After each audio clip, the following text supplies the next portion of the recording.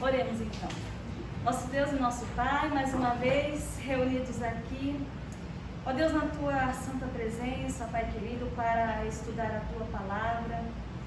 Deus amado, que o Teu Espírito Santo, ó Pai, possa nos conduzir nesta aula, ó Deus, abrindo o nosso entendimento, nos ajudando a compreender as Escrituras, Senhor amado. Em nome de Jesus Cristo, ó Pai, que venha ser momentos, ó Pai querido, produtivos, que possamos, ó Pai, crescer, ó Pai, em conhecimento, Pai querido, e também aplicar as nossas vidas, Senhor. Em nome de Jesus Cristo, é que nós oramos e já te agradecemos por tudo quanto, ó Pai, o Senhor nos ensinará nesta noite. Assim nós oramos. Amém. Então hoje, dando continuidade da lição passada, na lição 2, ainda na primeira carta aos Coríntios, e tá fácil, né? Tá fácil porque na terça-feira nós estamos estudando essa carta, né? Essas cartas de 1 Coríntios, né? Quantos têm acompanhado as terças-feiras, os estudos, né? As terças-feiras tem sido falado aqui dessa carta. Então, estamos aqui para reforçar aquilo que nós já estamos ouvindo. A disciplina na igreja é o texto 1. Os irmãos acham que a disciplina na igreja é importante? É necessário haver disciplina? Claro, né? Assim como em tudo na nossa vida, né? Seja no âmbito secular também, né? Tudo na nossa vida é necessário disciplina. É assim que a harmonia, né, em todas as coisas, quando existe uma disciplina e quando existe o erro e ele é ali disciplinado, tudo volta, né, da forma como deve ser. A disciplina, então, eclesiástica. Paulo agora lida com dois problemas muito sérios na igreja de Corinto. Primeiro problema, então, qual que é? A imoralidade. Agora, um outro problema também, que é a recusa da igreja a tomar posicionamento face a um caso de disciplina de certo indivíduo culpado. Né? Então, o problema aqui não é só a imoralidade, né? Talvez um problema maior do que isso aqui, né? Seja a tolerância, né? Com o pecado dentro da igreja. Então, são dois pecados aí. O desígnio de Cristo para a igreja é que ela seja qual seu corpo, puro e sem mácula, sendo ele a cabeça. Quer dizer que a igreja deve estar isenta de maldade. Já que nós somos representantes, né, do corpo de Cristo, nós temos que nos conservar santos e puros, né? Porque Jesus Cristo, ele é santo e nós somos seus representantes. Os cristãos de Corinto, como nós mesmos, viviam em uma sociedade corrompida e, além de corrompida, era permissiva e tolerante a tudo aquilo que é impuro, né? A impiedade. Para a igreja, reconhecer e conservar sua identidade e unidade como o corpo de Cristo, é necessário então a disciplina, né? Como os irmãos mesmo falaram que a disciplina é importante. A Bíblia ressalta sua importância tanto no lar quanto na família, na fé. A gente vê, né? Um lar que não tem disciplina, a gente vê os resultados, o negócio vai se agravando. Dentro do lar mesmo, desde muito cedo, a criança tem que ser disciplinada, para que aquilo não se agrave e torne algo pior. E assim também é na família, na fé, né?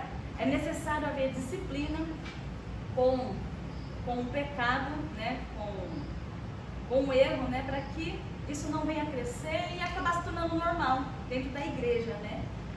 Entre as várias passagens no Novo Testamento que falam da disciplina na igreja, temos várias, né? Essas que estão aqui descritas. O capítulo começa de modo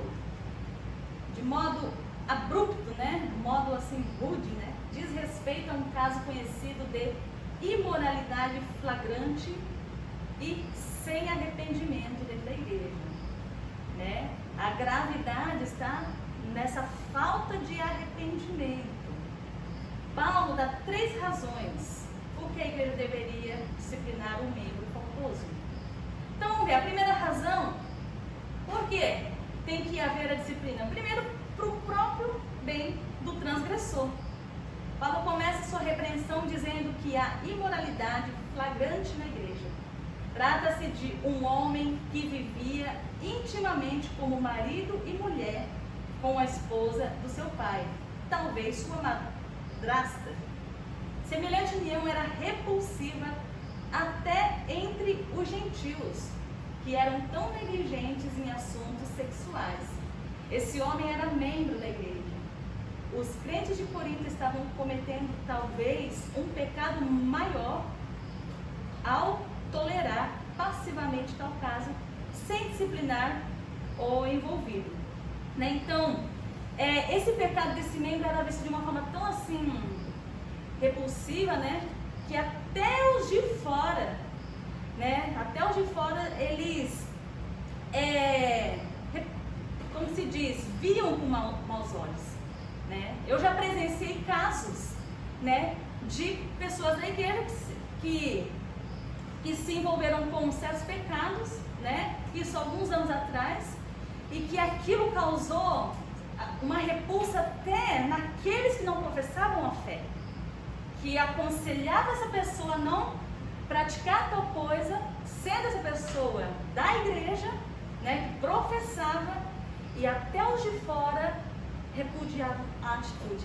Então é muito grave isso, porque não mancha somente ali a pessoa, o caráter dela, mas também a igreja, a própria igreja do Senhor Jesus Cristo, porque os de fora começam a ver, eles são igual a nós, e isso não deve acontecer.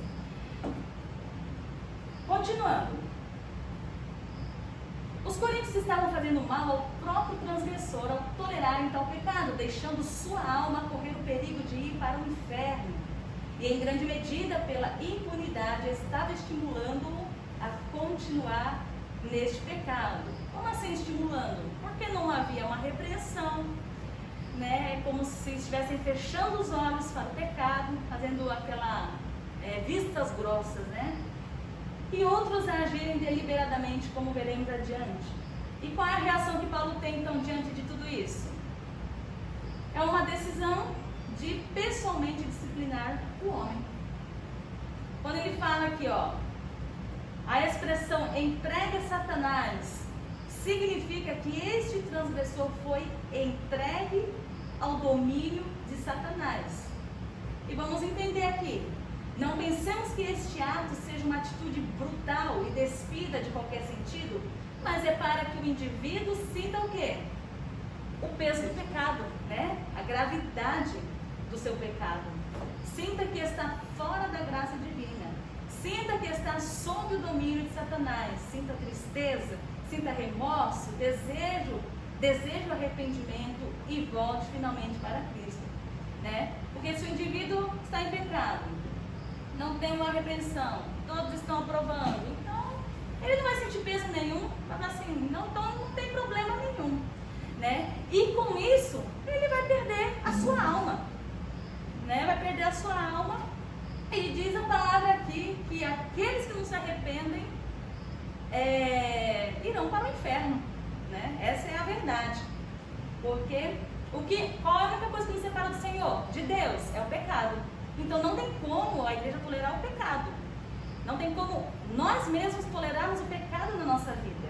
Isso vai dar um triste fim para a nossa alma, Último parágrafo aqui. Se o homem em pecado sentisse alegria e paz, então não haveria necessidade de arrepender-se? Eu vou me arrepender do quê? Se eu não estou sentindo nada, eu não estou sentindo que é grave, Porque a gente só se arrepende quando a gente sente a gravidade, do erro. Então nós nos arrependemos, mas nesse caso aqui, estavam levando. Então, Paulo teve que tomar essa atitude aqui, Se o homem em pecado sentisse alegria e paz, não haveria então essa necessidade de arrependimento. Ser salvo no dia do Senhor, como diz lá a passagem, não significa que a pessoa subirá ao encontro de Cristo com seus pecados, Isso é inadmissível, Mas significa tal pessoa arrepender-se dos seus pecados, suplicar a misericórdia divina, voltar como um filho pródigo, ser recebido pelo Pai das misericórdias e estar salvo naquele dia. E somente quando chegou ao nível dos corpos, foi que o filho pródigo lembrou do seu pai e dos seus privilégios de filho. Ele começou a sentir, nesse caso do filho pródigo, as consequências ali do seu pecado. Somente então foi que arrependeu-se e voltou para casa. Não se trata de perder um membro da igreja, não vamos entender dessa forma, mas sim de quê? Levar o pecador ao arrependimento, a fim de que seja salvo. Isto é evidência de que um cristão nascido de novo pode perder a salvação. Se a ação disciplinar não fosse levada a efeito, este homem estaria o quê? Perdido no dia do Senhor. Não é assim? A disciplina em casa é a mesma coisa. Quem é pai não disciplina o filho para matar ele. Muito pelo contrário, é para salvar a alma dele, para salvar a vida dele.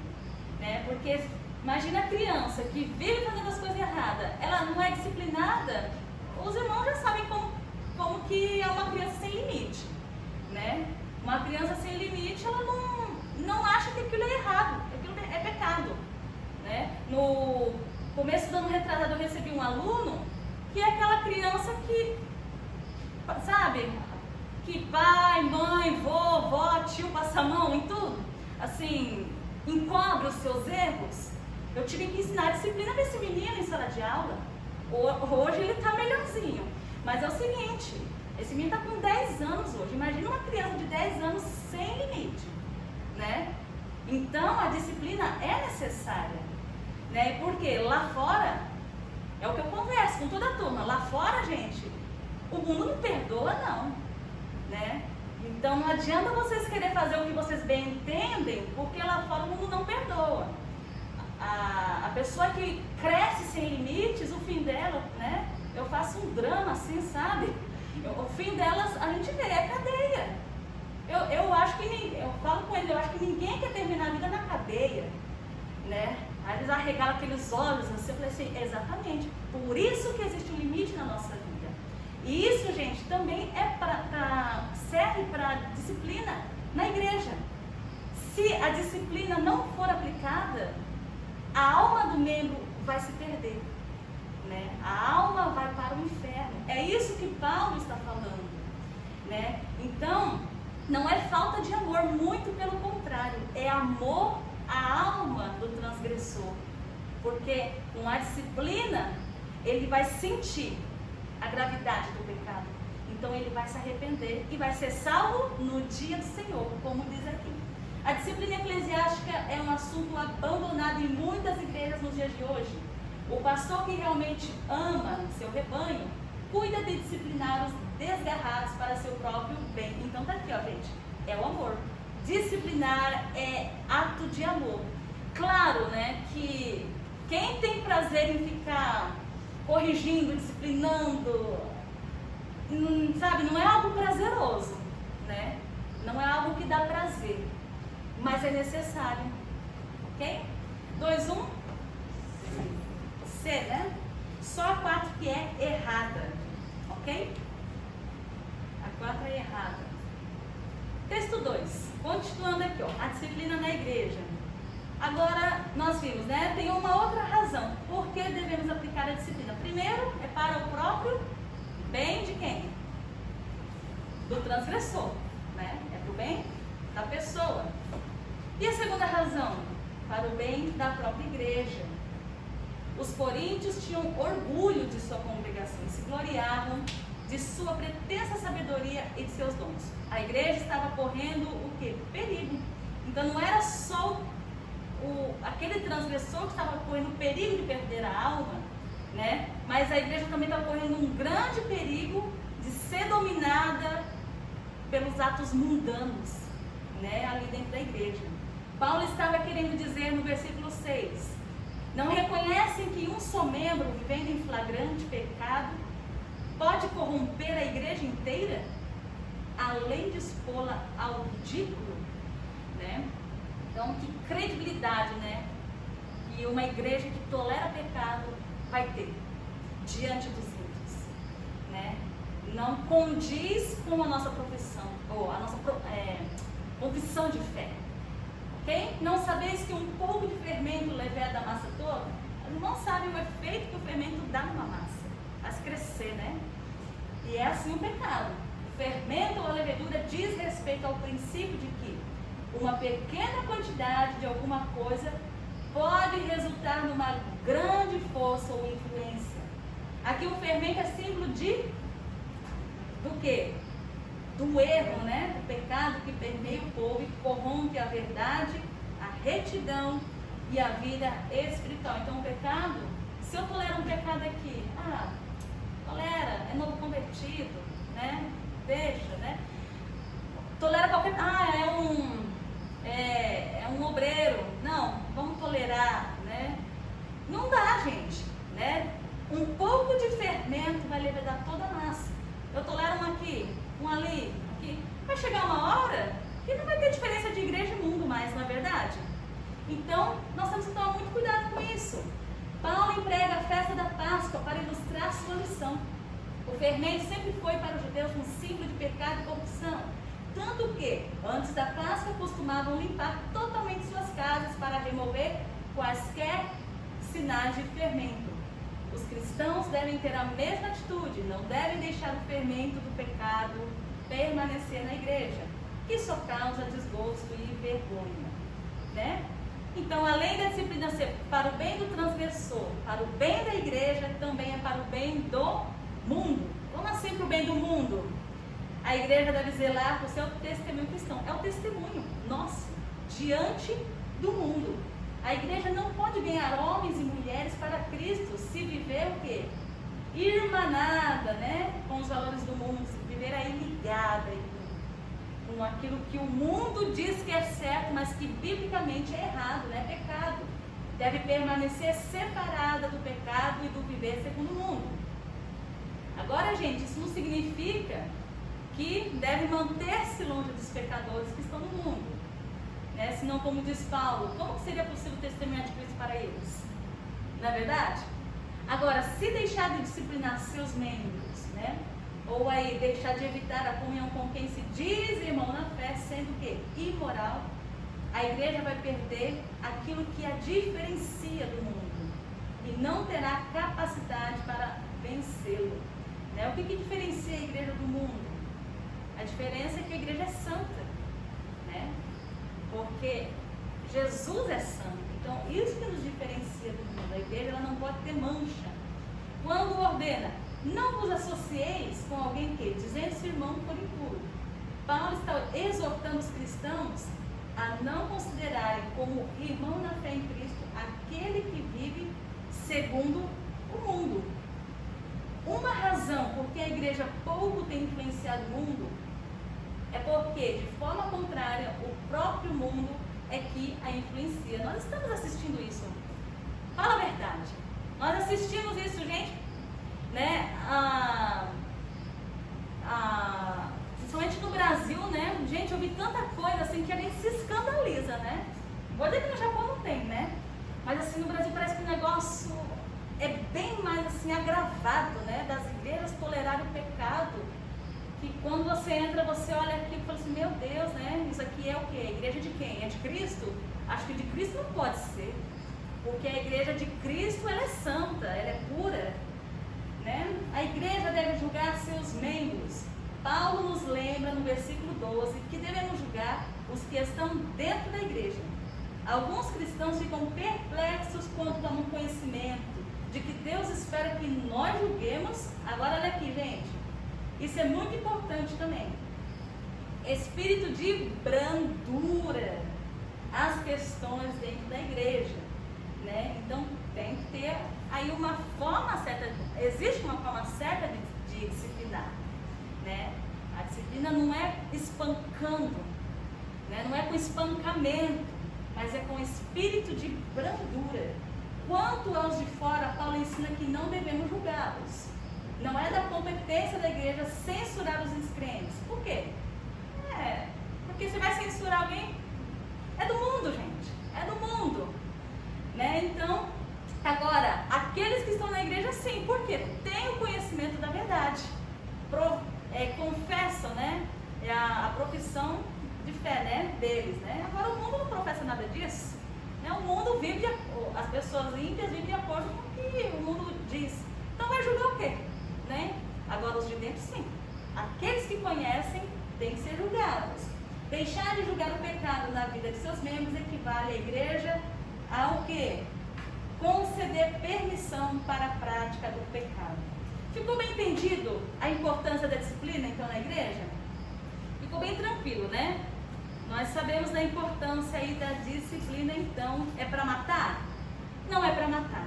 Muito pelo contrário, é para restaurar aí esse irmão, essa irmã. Tá bom? Ok? Só que tem um detalhe, tá, gente? Cabe ao pastor essa disciplina, tá? É o pastor que vai estar disciplinando, no caso, esse membro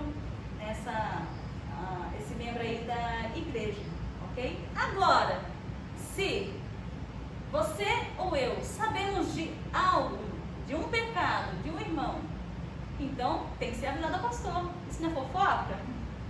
Seja avisado ao pastor, porque tem que ter a disciplina na igreja, né? A nossa parte como membros, no caso, se sabemos de algo que sabemos que o pastor não sabe, então nós devemos avisá-lo, porque ele que vai então aplicar a disciplina, né? Assim como numa casa quem aplica a disciplina é quem? É o irmãozinho mais novo? É os pais, na verdade. Então tem as hierarquias aí também, né? Na sala de aula, quem que vai aplicar a disciplina? É o coleguinha que vai ficar lá? Não. Pode até avisar, professor, ó, aconteceu isso, então a pessoa vai lá e aplica a disciplina. Então, no caso da igreja, quem vai aplicar essa disciplina é o pastor, não está escrito aqui, mas isso é um detalhe que nós temos que considerar também, tá bom? 2,5,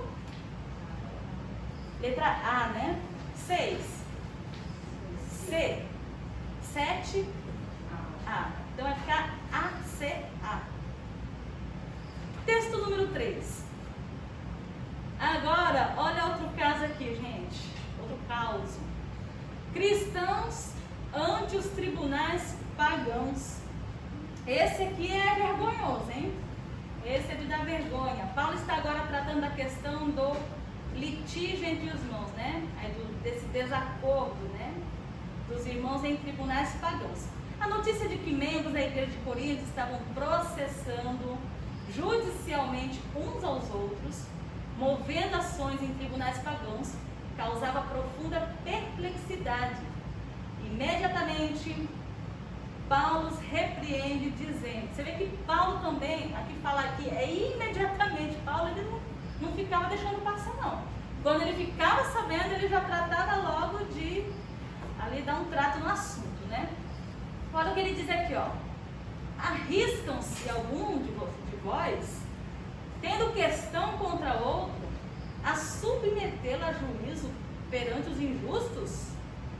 A seguir, admoesta-os a solucionarem suas questões dentro da onde? Da própria igreja. Então vamos lá, começa aqui com a disputa entre os cristãos. Existem 4 razões para os santos julgarem as disputas entre si. Primeira razão, por quê? Por causa da igreja, né? E do futuro julgamento. Como assim? Olha o que diz aqui, ó. Paulo diz que os santos julgarão o mundo. Não só o mundo, mas julgarão também os anjos. Este conceito ratifica o ensino do nosso Senhor, que associou os 12 a si no futuro julgamento. E também Daniel 7,18, que diz que possuir o reino inclui o quê? Uma participação na autoridade do rei. Este é um dos ensinos fundamentais do cristianismo. Que ensino? Os santos julgarão o mundo. Em certo sentido, julgamos o mundo hoje. Paulo o faz quando chama o mundo de injusto, né? Então, de certa forma, isso é um julgamento, né? Ao chamar o mundo de injusto, é um julgamento. Nós cristãos, sinceros, porém, julgaremos o mundo em um âmbito, olha aqui, ó, futuro. No juízo final, os santos serão juízes assistentes de Cristo. Naquele último dia, o mundo, que agora julga o cristão como sendo nada, tolo e digno de desprezo, repentinamente se verá julgado pelos próprios cristãos que antes desprezaram. Né? Então nós, como igreja, um dia julgaremos também. Os santos julgarão também não só o mundo, mas os anjos. As escrituras ensinam noutros trechos que haverá um julgamento de anjos, do qual os crentes tomarão parte. O assunto desse julgamento, qual que é? Quem se arrisca em dizer? Vamos ter que esperar, né? Até aquele dia. Né? Não sei como vai ser esse julgamento. Não sabemos, né? Mas também não é necessário saber agora. A gente vai julgar agora mesmo, né? Então vamos esperar. Paulo está dizendo que, em virtude de seu relacionamento com Cristo, o povo de Deus julgará o mundo e os anjos juntamente com ele. À luz destes fatos, os santos são competentes para solucionar suas próprias disputas. Quem ousaria pensar que os santos que hão de julgar o mundo e os anjos sejam indignos de julgar uma questão trivial entre eles? Né? Então, sabe, questões assim tão... O que é trivial, assim? Essas coisas assim, tão fácil de resolver, né? Eu vou falar assim, irmão, me perdoa, né? Coisas assim que é fácil de resolver, né? E não tem necessidade de fazer aquela tempestade toda, né? Torna-se uma coisa até ridícula, não é verdade? Número 2. Então, primeira razão, gente, né, para julgar as disputas na igreja, primeiro é porque a igreja vai julgar futuramente. E segundo, porque não compete aos juízes seculares. Não cabe à autoridade aí dos juízes ímpios julgar assuntos da igreja. Da mesma forma, um juiz cristão, sendo juiz secular, ele não vai ficar aplicando o princípio espiritual e eclesiástico ali, né, na sua atuação oficial e profissional aí como um juiz secular, tá? Paulo passa então a perguntar, olha o que ele pergunta, porventura não há menos um sábio que vós? Né? Quando ele fala isso, eu penso que ali os cristãos de Corinto, eles sentem uma certa vergonha, né? Assim, nossa, é mesmo, né? Nossa, a gente não sabe julgar coisas tão pequenas. Né? Será que... E Paulo fala isso, não tem um sábio aí entre vós, gente? A pergunta de Paulo deve ter envergonhado os coríntios, que se julgavam sábios, mas sua tolice se manifestava de novo. Né? Ou seja, quando nós não temos capacidade de resolver questões tão pequenas entre nós estamos agindo como tolo. Né? A sabedoria passou longe. Continuando. Eram sem dúvida sábios segundo o mundo, mas na prática da vida cristã eram tão atrasados que não tinham entre si um só sábio que pudesse tratar de suas disputas pessoais, né? Os desacordos. 3. Outra razão para nós julgarmos aqui, entre nós na igreja, porque um irmão ia a juízo contra outro irmão. Olha só, com esta atitude forte, Paulo dá aos coríntios a lição de que o crente é mais do que um juiz. O que ele é, o crente? Bem-aventurados, pacificadores. Nós somos pacificadores, né? Aqueles que promovem a paz, né? Onde você chega tem que ter paz. Se houve algum conflito, seja você o pacificador, mesmo que o outro lado não queira, mas seja você, então, sejamos nós, né? Os pacificadores. O crente está à altura de julgar as suas questões e pacificar qualquer disputa, sem transparecer ao mundo que os problemas existem na igreja. Né? Ou seja, o problema da igreja, gente, o mundo não precisa ficar sabendo. Né? Isso é coisa ridícula. Ficar levando para fora os problemas da igreja, o que o mundo tem a ver com isso, gente? Isso vai servir só para dar um mau testemunho. Né? E ser, como se diz, ser algo de chacota, de gozação. Ela fala assim, olha lá os crentes, não sabem se resolver entre eles e quer ganhar a gente. Né? Então, problemas da igreja não deve ser comentado lá fora. Nem entre irmãos. Né? Às vezes, irmãos que trabalham no mesmo ambiente de trabalho, às vezes comentando lá só entre irmãos, mas sempre tem um ouvido atento, que está ouvindo. Então, até nisso nós temos que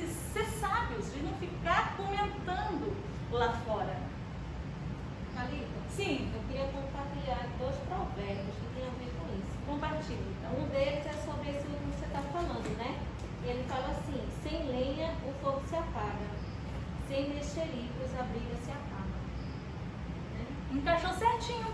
É bem isso mesmo. Né? E o outro, nessa questão aqui, quando pergunta ao Paulo, ele deve ter se envergonhado dos coríntios que se julgavam sábios, mas a sua tolice se manifestava de novo. Aí o provérbio é: pode-se esperar mais de um tolo do que de quem pensa que é mais sábio do que Tá vendo? É exatamente esse provérbio aí. Né? Veio aqui, ó, certinho com o assunto. Muito bom, muito obrigada. Agora outra coisa, né? Uma outra razão para nós julgarmos aqui, ó, entre nós. Então, número 4. Peraí, eu acho que eu me perdi aqui. Aqui, ó. Que coisa, antes do 4, que coisa triste é ver um irmão na fé ir à justiça contra outro irmão e diante de descrentes. Os coríntios estavam pouco preocupados com os verdadeiros assuntos da fé, mas estavam assim, mais preocupados com a lei e a justiça secular, né? Como se diz, né? Eles queriam ver mesmo o irmão se dando mal. Mas, gente, né, isso no caso é uma derrota, né? Porque quando em uma disputa e uma discórdia entre dois irmãos em Cristo, quando como se diz, quando um fica em desvantagem, então quem é que ganha nisso tudo? É o inimigo, né? Porque é isso que o inimigo quer, que haja uma falta de comunhão, uma discórdia aí entre os irmãos, né? Então vamos lá, 4. Porque o resultado de litígios entre cristãos finda em derrota.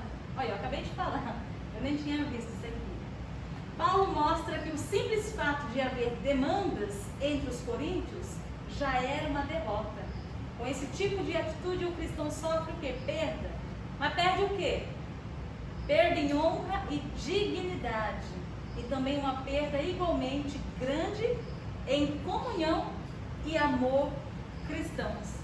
Então tá, você pode até ganhar a causa, né? Podemos até ganhar uma causa, mas fiquei de bico com meu irmão, né? Não falo mais com meu irmão, não falo mais com minha irmã, perdi a comunhão. Né? Então, isso não é bom. O princípio essencial para se evitar disputa, gente, isso aqui funciona, né? E funciona bem. Qual que é o princípio então para evitar essas discórdias? Paulo pergunta: por que não preferir sofrer injustiça? É algo a se pensar, né? Bom, peraí. Se for para continuar a comunhão, né? Se for para mim sofrer então essa injustiça, mas continuar ali a comunhão, né? Então eu prefiro sofrer então a injustiça. É isso que Paulo está querendo dizer, né? Por que não sofrer então a injustiça? Por que não preferir sofrer o dano? Recorrer à justiça de qualquer forma, especialmente contra um irmão em Cristo, é decair do padrão de comportamento cristão. Então, gente, quando nós assim optamos, né, no caso, por sofrer então dano, sofrer, né, a injustiça, aparentemente parece que é uma atitude assim, como se diz, uma atitude baixa, né, mas não deixa de ser uma atitude nobre. A atitude mais nobre, gente, é quando nós conseguimos sofrer um dano para que a paz permaneça, né? E claro, gente, né, no fim todas as coisas se resolvem, né? A gente pode sofrer o dano agora, mas lá na frente vamos ser recompensados também. Vai ter, né, uma certa recompensa e vamos ver que foi o melhor sofrer o dano. O cristão deve, pelo contrário, estar mais preocupado com a reputação de quem? Do seu Pai, que é do céu, né? Do que com suas próprias vantagens. É preferível sofrer ofensas, perdas, injúrias e danos do que procurar infligi-los a outra pessoa. Agora olha aqui algo. A vingança é sempre uma atitude anticristã. E os cristãos frequentemente esquecem isso. Então, muitas vezes, né, a tendência nossa é de querer vingança. Assim, não, tem que pagar pelo que fez por mim. Eu quero ver, né? Quero ver pagar. Isso é vingança. E sentimento anticristão. Né? Isso não pode estar no nosso coração. Né? E essa é uma tendência do ser humano em si, né? Então vamos nos lembrar que isso não faz parte do cristianismo, essa vingança. A vingança pertence a quem, gente? Exato. Quando sofrem uma justiça, fazem alguém pagar por isso. No mínimo, queixam-se para todo mundo ouvir, né? É muito fácil, né? Alguém faz algo contra mim, aí eu começo a comentar com um, começo a comentar com outro, tá? Daqui um tempo, todo mundo está contra aquela pessoa, né? Só de ouvir as minhas queixas, as minhas lamentações, aí a própria imagem da pessoa já fica, né?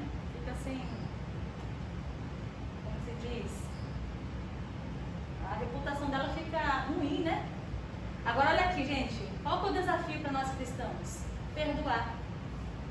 Perdoar de imediato uma falta e esquecê-la completamente, sem jamais ficar mencionando, é uma prática cristã, hoje deixada de lado, infelizmente, né? Embora altamente essencial à vida cristã e à igreja, né? Porque o evangelho é isso, é amor, é perdão, né? Jesus nos perdoou, então quem somos nós, então, para também não perdoar o nosso irmão, né? Quantos pecados Jesus perdoou? Né? Quantos pecados seus Jesus nossos, né, Jesus não perdoou? Por que a gente não pode perdoar um único pecado do nosso irmão? É uma única ofensa. Então, tá aqui, ó, uma grande lição para nós, um princípio, tá? Se a gente aplicar na nossa vida, né, nós vamos ver as coisas se harmonizando mesmo, né? Vamos ser pacificadores. Como, pois, o cristão deve solucionar problemas pessoais? Em primeiro lugar, deve ter o senso correto de valores espirituais. Então, primeiro, pensa nos valores espirituais. Quais são os valores espirituais que você considera, né? Outra coisa, segundo, colocar a reputação de Deus, da igreja e do irmão acima de tudo, né? Pense na reputação do seu irmão, da igreja e também de Deus. Em suma, as questões entre os crentes devem ser solucionadas de forma pacífica. Tudo bem? Portanto, vamos concluir. Há 2 pontos salientes neste assunto. Vamos destacar aqui, ó, 2 pontos. Os litígios, as discórdias aí entre os irmãos, entre os crentes, devem ser julgados pelos próprios crentes, capacitados para isso. 2. Não deve haver litígio entre os crentes, discórdia aí, né? E se houver, gente, o caminho é o perdão, tá? Esse é o caminho, o perdão. 2:8 seria o quê? B. E a 9? A 10? 11. E acaba por aí. Texto número 4. Depois desse texto aqui, gente, nós vamos fazer uma pausa, tá bom? E depois dessa parte, continua os outros 3. Vamos lá, texto número 4. Advertência contra a negligência moral. Paulo, mais uma vez, volta à questão da imoralidade. E, em termos bem claros, descreve a condição de um cristão tentado pela fornicação, que é outro pecado aqui, né? Que estava vendo ali na igreja de Coríntios, né? Os cristãos coríntios viviam em meio a uma sociedade pagã, corrupta no mais alto grau. Essa corrupção era mais severa no tocante ao procedimento sexual. Por quê, gente? A fornicação e a imoralidade eram males comuns e nacionais. Os crentes coríntios proviam desta atmosfera, a qual continuava a afetar a igreja ali. Então, eles estavam inseridos nesse contexto, né? Ali, em Corinto, era assim normal, né? Mas não podia ser normal dentro da igreja.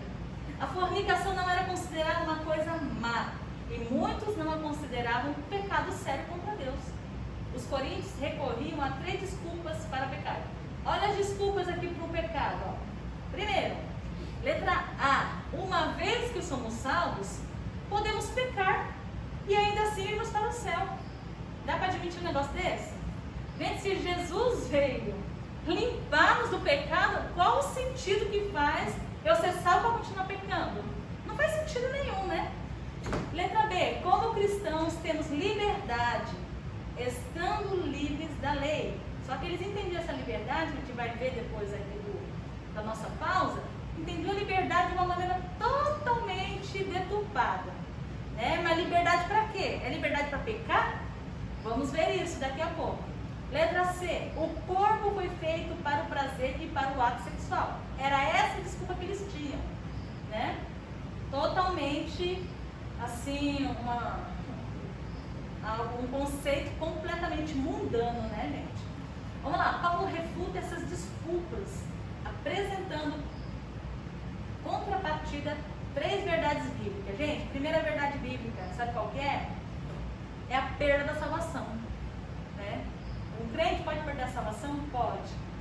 Né? Se ele decidir voltar ao pecado e continuar nessa prática, vai perder a salvação. Segundo, gente, segunda verdade é a liberdade cristã e o recato do corpo, aí a guarda do corpo, né? Trataremos da primeira delas neste texto. Então vamos lá, gente. A primeira, gente, verdade é que o salvo pode sim perder a salvação. Por isso que nós temos que estar sempre vigilantes, para que nós não venhamos perder a nossa salvação. Paulo está escrevendo para os salvos e não para incrédulos. Está combatendo uma ideia que penetrou no cristianismo desde seu início. Qual é a ideia? Que ideia que é essa? Aquela ideia de que Deus é parcial, né? Parcial no que diz respeito ao julgamento do pecado. E que agora, na condição de salvos pela graça, mediante Jesus Cristo, não importa o modo como vivamos, nem o pecado que cometamos, pois seja como for, iremos para o céu. Será que Deus ele é imparcial? Ele tolera alguns pecados? Claro que não, né, gente? Né? Deus ele é completamente santo, completamente puro, né? Um pecado que não combina com a sua essência, né? Esta ideia ensina que mesmo sem comunhão e negando Cristo e vivendo afundado na imoralidade, a salvação do crente está garantida. Mentira! Nesse particular, o ensino bíblico destaca 2 aspectos. Primeiro, o injusto não herdará o reino de Deus. O próprio nome fala injusto. Quem é o injusto? Aquele que não está justificado. Né? Paulo declara, não sabeis que os injustos não herdarão o reino de Deus? Então, o que a gente conclui aqui? Não existe segurança incondicional para o cristão que vive no pecado. A vitória de Cristo sobre o pecado não dispensa a necessidade de vigilância e piedade por parte do cristão. O que Paulo diz? Vamos ler junto? Leia comigo. Aquele... É possível quem está em pé cair? É bem mais fácil, né? Quem está em pé cair do que quem já está caído, né? Já está caído, né? Vai cair da onde, né? Então, por isso que Paulo fala, ó, aquele que está de pé, cuidado para que não caia. A seguir, Paulo passa a declarar o que lhes acontecerá se permanecerem no pecado. O que vai acontecer? A salvação está em jogo. Né? E nenhum crente imoral ou alguém que persiste em viver em qualquer pecado conhecido será salvo. Essa é a triste realidade. Paulo se refere ao reino de Deus. Quando fala em herança do reino, refere-se ao reino futuro e toda a sua glória, repleto de bênçãos espirituais. Então, tá aqui, ó. Essa é a primeira verdade, que o injusto ele não vai herdar o reino de Deus. Então, não tem desculpa nenhuma para o pecado. Número 2, o cristão pode ser enganado. Parece que alguns estão ensinando a segurança eterna, incondicional quanto à salvação. E aí, ó, em outras palavras, Paulo, ele diz assim, ó, se alguém disse que o crente pode viver no prazer carnal e ainda assim herdar o reino de Deus, escapando à ira divina, ele diz que estava errado, né? Estavam completamente enganados. O crente que continua nesse caminho irá diretamente para o inferno, porque não está eternamente seguro. Pode perder sua salvação e sua herança do reino, se perder a comunhão com Cristo e viver deliberadamente no pecado. Embora o crente seja salvo mediante a fé, este fato não anula de modo algum a responsabilidade humana da prática das boas obras, né? no livro de Tiago, que fala das obras também. Né? Nós dizemos que temos fé, então nós temos que mostrar a nossa fé pelas nossas obras. Né? Não que as nossas obras nos salvam, mas as nossas obras, elas dizem, né? Elas falam da nossa fé, né? Da nossa fé em Deus, né? Se dizemos que temos fé em Deus, então as nossas obras têm que coincidir com isso daí, com a nossa fé. Há cristãos que sustentam que o homem não pode cair da graça, nem perder a sua salvação. Ensinam que, seja qual for o pecado ou o tipo de vida que o crente leve, mesmo assim herdará o reino de Deus. Mais uma vez, é mentira. Afirmam que o cristão pode praticar, olha aqui, ó, fornicação, idolatria, adultério, homossexualismo, furto, cobiça, bebedice, e mesmo assim herdar o reino de Deus. Mas o que diz em Gálatas, né? Sobre ali as obras da carne? Diz que não vão herdar o reino de Deus, né? Milhares de pessoas estão levando vidas pecaminosas por causa deste ensino equivocado. E quando fala de milhares dessas pessoas, no meio cristão, tá? No meio cristão, crendo que chegarão ao céu. Para essas pessoas, porém, as palavras do apóstolo permanecem firmes e muito claras. Qual que é as palavras dele? Não, né? Então, não se engane com o pecado. Não fique enganado no pecado, né? Mas o inimigo, ele faz isso, sabia? O inimigo, quando o crente ele vai se entregando ao pecado, quanto mais ele se entrega ao pecado, mais sério ele vai ficando, né? Porque o inimigo, ele faz isso, ele coloca uma cegueira no cristão para que ele pense dessa forma. Não, eu vou herdar o reino de Deus, né? Eu creio em Jesus Cristo, né? Eu creio na sua palavra, né? Então o meu pecado, Deus, ele entende, né? É uma cegueira, né, que o inimigo coloca. Tudo bem até aqui? Tranquilo? Até o texto número 3? Número 4, né? Então tá, vamos fazer o seguinte, vamos dar uma pausa, mas vamos corrigir aqui, ó. 2,12 seria o quê? E o 13? O 13 é D, tá bom? D. E o 14, letra B. Tá bom? Então vai ficar D, não, desculpa, vai ficar B, D e B. B, D, B. Vamos lá, uma pausa. Podemos, acho que 10 minutinhos dá, né, gente? 10 minutinhos. Terminamos cedo aqui, tá bom? Vou fazer um piquete.